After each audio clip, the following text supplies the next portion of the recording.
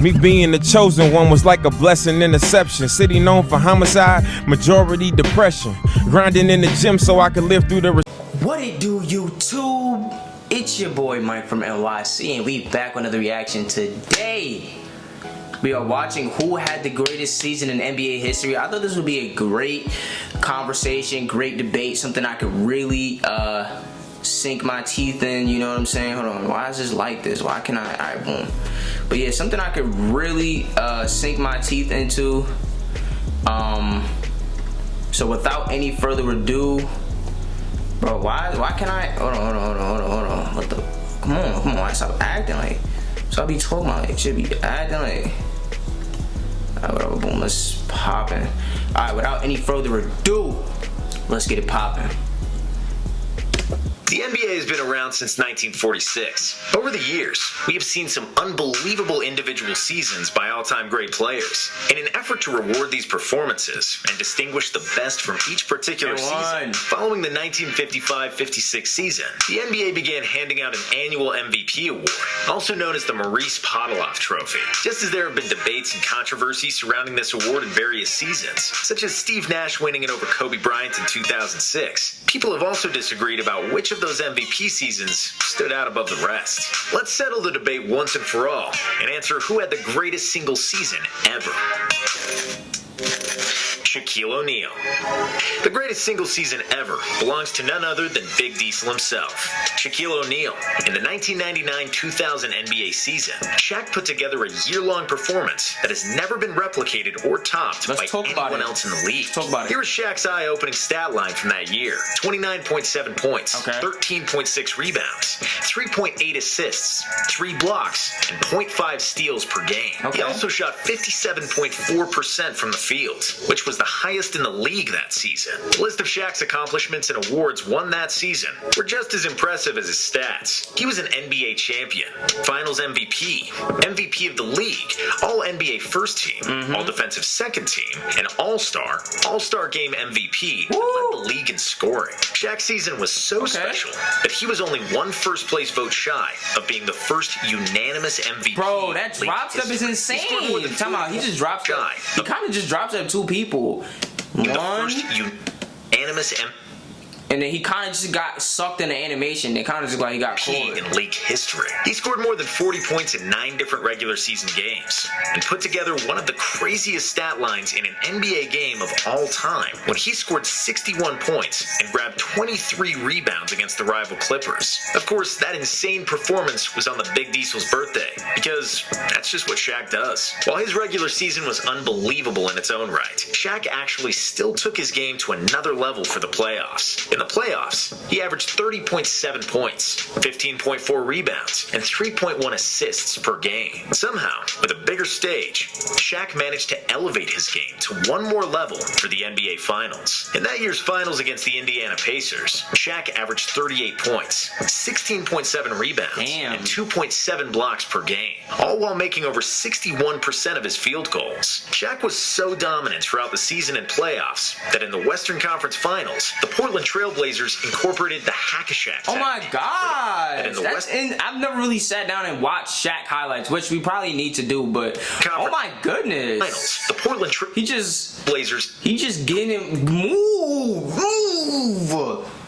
Get him up out of there. The hack-a-Shack technique, where they would intentionally foul Shaq at the start of possessions to put him on the free throw line. The Pacers noticed and used the same technique in the finals. Teams were so afraid of how great Shaq was that season that they were willing to just give him free throws as opposed to trying to defend him. The 1999-2000 season catapulted Shaq to a whole new level of superstardom and put the league on notice that he was a force to be reckoned with. It was a one-of-a-kind season from a one-of-a-kind player and personality. While Shaq's campaign was the greatest of all time, there have been plenty of other ones that are respectable honorable mentions, to say the least.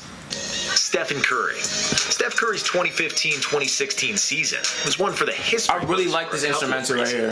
Curry's Golden State Warriors went 73-9, setting a new NBA record for best regular season record of all time. His team was not the only one setting records that season, though. After only 59 games, Curry became the first player in NBA history with 300 three-pointers in a single season, breaking his own single-season mark from the previous year. He didn't stop there, as he broke the 400 mark and ended the season with 402 made threes. Bro, 400 threes, 82 games. Roughly 5 threes a game, if my math is right. Shooting, I think this year he probably shot like 45 from 3, but that's insane, bro. I do want to give him praise for that. 79 games played. That is really insane, you know. He definitely would have had the greatest season if they had won a chip. It would have been no question. Curry finished the season averaging 30.1 points, 6.7 assists, 5.4 rebounds, and 2.1 steals per game. He made over 50% of his field goal attempts and shot 45.4% from beyond the arc on his way to leading the league in scoring that. Dang! As a result of this superb season, Curry put his name in the record books for one more thing. I need to get that move. My fault. I'm getting off topic, but this little move right here, just to act like you about to go and then just. Curry put his name in the record books for one more thing, as he was named the first unanimous MVP in league history. The only thing Curry and the Warriors couldn't do that year was win an NBA title and not blow a 3-1 lead to the Cleveland Cavaliers. Michael Jordan had plenty of memorable and great seasons, but his 1990-1991 season sticks out from the rest. I'm about to say, Jordan slayed the Dragon and finally beat the bad boys Detroit Pistons in the Eastern Conference Finals. Jordan and the Bulls did it in emphatic fashion too. Isaiah they swept getting low. the defending NBA champ to punch Jordan's first ticket to the finals. After ending the bad boys era for the Pistons, Jordan's Bulls ended another era in the finals. They defeated the Los Angeles Lakers 4-1, marking the end of the Lakers Showtime era and giving MJ his first ring. Jordan averaged 31.2 points, 11.4 assists, 6.6 rebounds. Whoa! 2.8 steals, and 1.4 blocks a game in the series as he earned 5. Oh, in the series. I'm like, yo, when did MJ average 11 assists? I thought you talking about in the season. I was about to turn it off. MVP honors. His regular season numbers were nearly just as impressive, as he averaged 31.5 points, 6 rebounds, 5.5 assists, 2.7 steals, and 1 block per game, while shooting 53.9% from the field and leading the league in scoring. Jordan was named the league MVP, All-NBA First Team, All-Defensive First Team, and an All-Star that season. This season was a warning to the league what they were about to have to deal with over the next decade as a result of MJ's greatness. Thanks. Magic Johnson. Magic Johnson's 1986-1987 campaign is referred to by some as the best NBA season ever by a point guard. This claim stems from Magic's wild stat line from that year. He averaged 23.9 points, 12.2 assists, 6.3 rebounds, 1.7 steals, and 0.5 blocks per game. Magic's field goal percentage was also 52.2% that season. I didn't know Magic averaged 24 in a season? That's a lot of points. I didn't know Magic was putting up points like that, but if you watch my Magic Johnson video, you already know how I feel about Magic, you know what I'm saying? But I just never know he averaged that many points in a season. Focusing on individual success, Magic won MVP, made All-NBA First Team, was an All-Star, and led the league in assists that year. With Magic serving as the catalyst, the Showtime Lakers went 65-17 that season and beat the Boston Celtics to win the title. In the 1987 Finals, Magic averaged 26.2 points, 13 assists, and 8 rebounds per game, as he was named MVP of the series. It was the best NBA season ever by a point guard, and one of the greatest of all time by any player. Kareem AbdulJabbar. Then known as Lou Alcindor, Kareem AbdulJabbar's 1970-1971 season was one of the best of all time. That year, Kareem averaged 31.7 points, 16 rebounds, and 3.3 assists per game. He led the league in scoring, while making 57.7% of his field goal attempts. Averaging a double-double by that much over an entire season is unheard of. He led the league in player efficiency rating, and it was so much higher than anyone else's that season that today it is still the second biggest margin of all all time. It was so impressive that Kareem was named League MVP, All-NBA First Team, and an All-Star that season. Additionally, he was named All-Defensive Second Team. Kareem's Milwaukee Bucks team was just as successful as well. They went 66-16 in the regular season and won the title that year as Kareem was named Finals MVP. The craziest part of that year for Kareem was that it was only his second season in the league. Not even LeBron or Jordan were able to have impacts on the league that quickly. LeBron James. LeBron James' 2012-2013 season was just as special for James as it was impressive for everyone else to witness. It was the year that he was finally able to silence the critics and bring home his first NBA title. His Miami Heat steamrolled through the regular season, going 66-16. James was awarded Finals MVP as they took down the Oklahoma City Thunder. James's regular season performance was about as all-around solid as they come. He averaged 26.8 points, 8 rebounds, 7.3 assists, 1.7 steals, and 0.9 blocks per game, while shooting 56.5% from the floor. In terms of personal accomplishments that year, LeBron became the youngest player in league history to amass 20,000 career points, beating the former record holder Kobe by more than a full year. James led the league in player efficiency rating and was named League MVP, made All-NBA First Team, All-Defensive First Team, and was an All-Star that season. It was one of many all-around dominant seasons in the NBA for LeBron. That's it. That's it. Like, that's it. This wasn't much of a debate. He just kind of said Shaq off rip and then just gave honorable mentions, which is fair. I'm trying to think. Has anybody ever came close? He was one vote off unanimous MVP. Curry would have gotten it had he won the chip, but he didn't. I mean, what other seasons do you have that can really compete? I know Jordan had MVP season and a Defense Player of the Year. First team all defense, averaging 35 points, but he didn't win the chip. Like, is it just Shaq by that much? Can nobody really compete?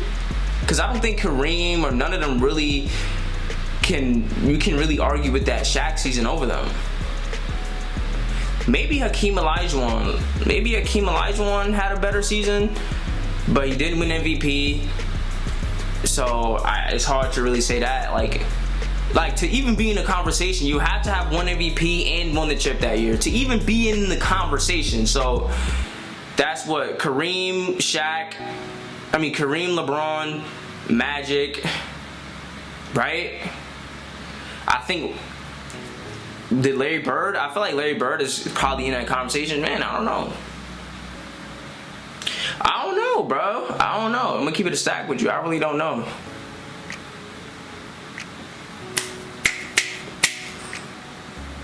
I guess we can say Shaq by default.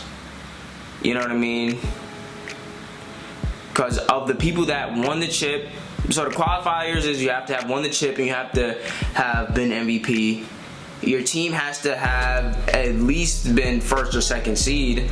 I feel like were they like your team has to have at least won 50 games that year. You probably gotta be first all defense, first all NBA, obviously win MVP, but first team all defense. So I feel like that might take Curry out of the equation. And Magic, I would say I would venture to throw Hakeem in there. I kind of want to look at his Hakeem's best year. Did Hakeem ever win MVP?